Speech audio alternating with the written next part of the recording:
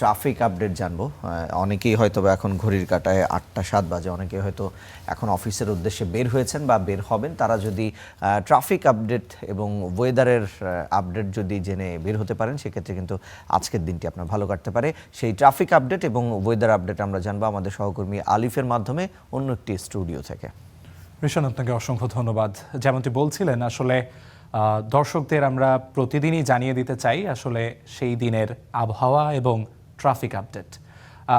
যেমনটি হয় আসলে ঘড়ি কাটায় এখন ৮টা বেজে ৭ মিনিট, এবং এই জায়গায় আসলে অনেকেই হয়তো অফিস যাত্রী যারা আছেন, অফিসমুখী যাত্রী যারা আছেন, তারা হয়তো ঘর থেকে বেরোচ্ছেন। সেই ঘর থেকে বের হওয়ার পূর্ব মুহূর্তে যদি আবহাওয়ার পূর্বাভাস এবং ট্রাফিক আপডেটটি জেনে নেওয়া যায়, হয়তো জীবনটি অনেকাংশেই সহজ হয়। আর আপনাদের জীবনকে সেই সহজ করে দেওয়ার জন্য আমাদের নিয়মিত আয়োজন নিয়ে আমি সঙ্গে আছি। এবং প্রথমে আমরা আজ দেখে নিতে চাই বিশ্বের বিভিন্ন দেশে বায়ুমান সূচকে আসলে কোন কোন দেশ আসলে এগিয়ে রয়েছে, শীর্ষস্থানে কারা রয়েছে, এবং বাংলাদেশের অবস্থান কোথায়, ঢাকার অবস্থান কোথায়, সেটি আমরা দেখে নেব। তো প্রথমে আমরা দেখে নিতে চাই বিশুদ্ধ বায়ুমানের দিক থেকে কারা আসলে এখন প্রথম সারির দেশগুলো কারা। বায়ুমানের হিসেবে বায়ুমান সূচক ৭ নিয়ে প্রথম স্থান ধরে রেখেছে নরওয়ের শহর অসলো। এবং বায়ুমান স্বাভাবিকভাবেই সেখানে যথেষ্ট ভালো, যেহেতু বায়ুমান সূচকে সেটির অবস্থান ৭ রয়েছে। সূচকে সাধারণত 0 থেকে 50 পর্যন্ত বায়ুমান সূচকে যদি কোনো দেশের অবস্থান থাকে, সেটিকে ভালো হিসেবে ধরে নেওয়া হয়। এবং 51 থেকে 100 পর্যন্ত মোটামুটি সন্তোষজনক। তবে 100-র উপরে বায়ুমান সূচকে উঠে গেলে সেই দেশের বায়ুমানকে স্বাভাবিকভাবেই আবহাওয়ার সূচকে অস্বাস্থ্যকর বায়ু হিসেবে ধরে নেওয়া হয়। সেই জায়গায় নরওয়ের অসলো রয়েছে 1 নম্বরে, এবং দ্বিতীয় অবস্থানে রয়েছে নিউজিল্যান্ডের শহর অকল্যান্ড, যেটির বায়ুমান সূচকে যার মান হচ্ছে 11। অর্থাৎ অসলোর চাইতে কিছুটা বায়ুমান সূচকে তারা পিছিয়ে থাকলেও মোটামুটি তারা দ্বিতীয় অবস্থানে রয়েছে এবং বিশুদ্ধ বায়ু হিসেবেই তারা স্বীকৃতি পাচ্ছে। এবং এর পরবর্তীতে রয়েছে যুক্তরাষ্ট্রের ডেট্রয়েট শহর, পাশাপাশি ইউক্রেনের কিয়েভ রয়েছে, অস্ট্রেলিয়ার সিডনি রয়েছে, পরপর কতগুলো শহর রয়েছে যারা আসলে বিশুদ্ধ বায়ুমান ধরে রেখেছে। কানাডার টরন্টো রয়েছে, এবং আরও যদি আমরা দেখি অস্ট্রেলিয়ার ক্যানবেরা রয়েছে। এই দেশগুলো আসলে বায়ুমান সূচকে বেশ এগিয়ে রয়েছে।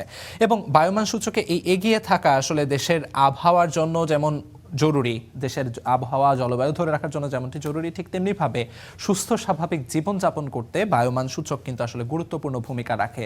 বিভিন্ন ধরনের বায়ুবাহিত রোগ এবং বিভিন্ন ধরনের শ্বাস প্রশ্বাসজনিত সংক্রমণ থেকে বেঁচে থাকতে এই বায়ুমান সূচকের গুরুত্ব অপরিসীম। বায়ুমান সূচকে কোনো দেশের বায়ু যদি আসলে পিছিয়ে থাকে, এবং সেই ক্ষেত্রে আসলে বায়ুতে বিভিন্ন ধরনের ধূলিকণা কিংবা বিভিন্নভাবে এই দূষণ কিন্তু আসলে মানবদেহের ফুসফুস এবং বিভিন্ন নানা জটিলতা তৈরি করে। সেই জায়গায় আমরা একটু যদি ঢাকার অবস্থান দেখে আসতে চাই, স্বাভাবিকভাবে ব্যাপারটি বেশ দুঃখজনক যে ঢাকার অবস্থান খুঁজতে আমাদের আসলে ক্লিনলিয়েস্ট সিটির পরিবর্তে পলিউটেড সিটিসে যেতে হয়। এবং সেই পলিউটেড সিটিস তালিকায় বেশ শুরুর দিকেই আসলে বাংলাদেশের অবস্থান থাকে। এখানে হয়তো আজ 20-এর মধ্যে হয়তো ঢাকার অবস্থান রয়েছে।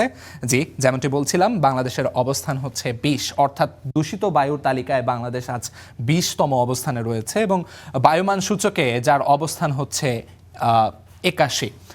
আইকিউ এয়ার সুইজারল্যান্ড ভিত্তিক একটি জরিপ সংস্থা, যারা কিনা বায়ুমান সূচক জরিপ করে থাকে, পরিমাপ করে থাকে, তাদের সূচক অনুযায়ী ঢাকার অবস্থান আজ 20তম এবং ঢাকার বায়ুমান সূচক 81। যেমনটি আজ শুরুতে বলছিলাম, মোটামুটি 50 থেকে 100-র মধ্যে যদি বায়ুমান থাকে, সেটি আসলে ভালো না, তবে মোটামুটি সন্তোষজনক। সেই জায়গায় আসলে বাংলাদেশের অবস্থান মোটামুটি সন্তোষজনক হলেও জিনিসটি আসলে শঙ্কার। কেননা আমরা জেনে আসি যে প্রতিনিয়তই কিন্তু আসলে ঢাকার অবস্থান এরকম মোটামুটি তলানিতেই থাকে বায়ুমান সূচকের দিকে, অর্থাৎ পলিউটেড সিটিজের উপরের দিকেই কিন্তু ঢাকার অবস্থান থেকে থাকে।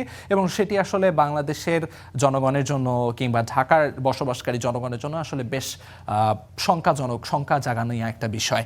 এবং এই জায়গায় আমরা যদি বায়ুমানের বিস্তারিত দেখতে চাই ঢাকার, তাহলে যেটি আমরা দেখতে পাবো সেটি হচ্ছে এই যে বায়ুমান সূচক, সেটি আসলে সকালের দিকে যেমনটা থাকে, যতই বেলা গড়াতে থাকে, বেলা গড়াতে কিন্তু আসলে বায়ুমান সূচকের অবস্থা আরও খারাপের দিকে যেতে থাকে, যেমনটি 82, 83, 84, 85, অর্থাৎ প্রতিনিয়তই কিন্তু বায়ুমান সূচকে এটি পিছিয়েই যাচ্ছে বাংলাদেশের বায়ুমান সূচক, অর্থাৎ বেলা গড়ানোর সাথে সাথে বায়ুমান সূচক আসলে খারাপের দিকে যেতে থাকে। সেই সঙ্গে বায়ুমান খারাপ হওয়ার সঙ্গে আরেকটি বিষয় জড়িত, সেটি হচ্ছে বাতাসের আর্দ্রতা বা হিউমিডিটি যেটিকে বলা হয়।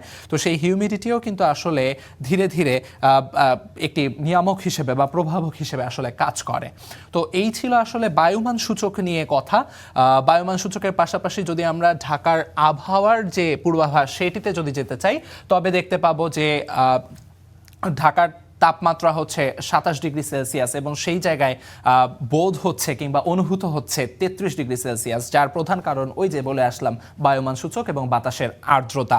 সেই সঙ্গে আসলে কিছুটা বৃষ্টির সম্ভাবনা রয়েছে এবং সেই বৃষ্টির সম্ভাবনা নিয়ে যদি আমরা একটু কথা বলতে চাই, সেখানে হচ্ছে আজ বেলা শুরুর দিকে কিছুটা 12টা পর্যন্ত, অর্থাৎ 10টার পর অর্থাৎ 11টা থেকে 12টার মাঝে কিছুটা বৃষ্টির সম্ভাবনা রয়েছে।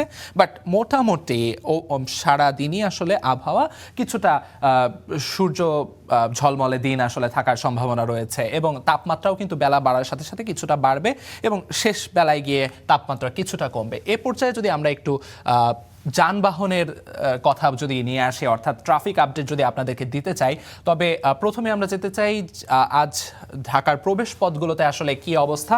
ঢাকার একটি গুরুত্বপূর্ণ প্রবেশ পথ আমিনবাজার গাবতলী প্রবেশ পথে কিন্তু এরই মধ্যে বেশ যানবাহনের চাপ বেড়ে গেছে, অর্থাৎ কিছুটা জ্যাম বা যানজট সেখানে আসলে পাওয়া যাবে।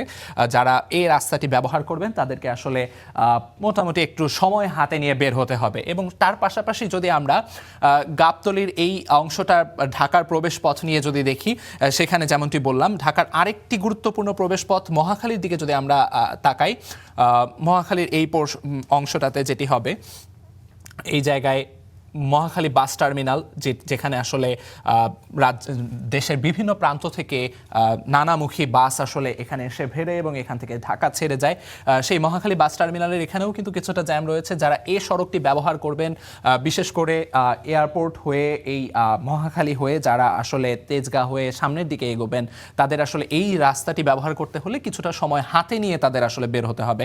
পাশাপাশি যদি আমরা আরেকটু বিস্তারিত দেখাতে চাই, এ পাশ রয়েছে, এ পাশে ঢাকার ভেতরে কিছু অংশ নিয়ে কথা বলতে চাই। ফার্মগেট বিজয় সরণি হয়ে যারা চলাফেরা করবেন, সেখানে কিন্তু বেশ ভালো এরই মধ্যে যানবাহনের চাপ বেড়ে গেছে, অর্থাৎ বেশ ভালো রকমের যানজট তাদের মোকাবেলা করতে হবে। সেই যানজট মোকাবেলায় আসলে সময় হাতে নিয়ে বের হওয়া বেশ সুবিধাজনক। তবে এই জায়গায় সচেতনতার অংশ হিসেবে যারা আসলে মেট্রো রেল ব্যবহার করবে তারা কিন্তু কিছুটা সময় হাতে পেয়ে যাচ্ছেন এবং কিছুটা সময় তারা বাঁচাতে পারছেন। পাশাপাশি আরও কিছু গুরুত্বপূর্ণ পয়েন্ট নিয়ে যদি আমরা কথা বলতে চাই, ফার্মগেটের কথা বললাম এরই মধ্যে, এবং কাজী নজরুল ইসলাম এভিনিউ কিছুটা ফাঁকা থাকলেও এ পাশে শাহবাগের এই অংশে কিন্তু বেশ ভালো রকমের যানজট এরই মধ্যে তৈরি হয়ে গেছে, অর্থাৎ বেশ ভালো রকমের যানবাহনের চাপ রয়েছে। অর্থাৎ এই অংশেও যারা চলাফেরা করবেন তাদেরকেও আসলে সময় হাতে নিয়ে বের হতে হবে। তো এই জায়গায় আসলে আর এ পাশে মিরপুর রোড নিয়ে যদি কথা বলি, মিরপুরের এ পাশেও কিন্তু এরই মধ্যে কিছুটা ফাঁকা থাকলেও সময় যত গড়াবে আসলে যানবাহনের চাপ বাড়তে থাকবে এবং যানজটের আশঙ্কা কিন্তু থেকেই যাচ্ছে। তো সেই জায়গায় সচেতন নাগরিক হিসেবে আপনাদের সকলের প্রতি আহ্বান থাকবে ট্রাফিক আইন মেনে চলা এবং সময় হাতে নিয়ে বের হওয়া। জীবনের মূল্য কিন্তু আসলে কখনোই সময়ের চেয়ে বেশি নয়, সেই বিষয়টি মাথায় রেখে আসলে আমাদের সময় নিয়ে রাস্তায় বের হতে হবে। এই জায়গায় এই ছিল আমার কাছে আবহাওয়া এবং ট্রাফিক আপডেটের সবশেষ।